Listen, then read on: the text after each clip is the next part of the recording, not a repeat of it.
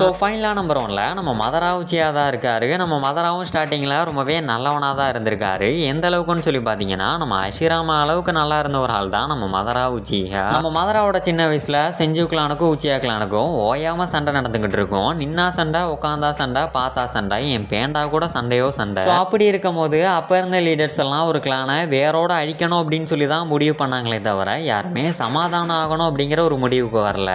So அதனாலேயே நம்ம உச்சியா கிளான்லேயும் செஞ்சு கிளான்லேயும் ஏகப்பட்ட இழப்புகள் உருவாகுது. இந்த சைடு நம்ம மதரா உச்சியாவோட பிரதர்ஸ் எல்லாம் இறந்து போக, அந்த சைடு நம்ம அஷிராமாவோட பிரதர்ஸ் எல்லாமே இறந்து போறாங்க. ஸோ அப்படியே கொஞ்சம் காலங்கள் போகுது. நம்ம அஷிராமா அண்ட் மதரா இவங்க 2 பேருமே லீடர் போஸ்ட்டுக்கு வராங்க. நம்ம அஷிராமா சமாதானமா போயிடலாம் அப்படின்னு சொல்லி ஒரு முடிவுக்கு வராரு. ஆனால் நம்ம மதரா அது ஸ்டார்டிங்கில் ஒத்துக்கல. பட் ஒரு ஸ்டேஜுக்கு அப்புறமா சமாதானமே ஆயிடலாம் அப்படிங்கிற ஒரு முடிவுக்கு வந்துடுறாரு. அப்போதான் குறுக்க இந்த கௌஷிக் வந்தா அப்படிங்கிற மாதிரி அந்த இலவடத்த பிளாக் ஜெட்ஸ் உள்ள பூந்து நம்ம மதராவோட ஃபுல் வீடியோ லிங்க் டைட்டில் மேலே கொடுக்குறேன், கிளிக் பண்ணி பாருங்க.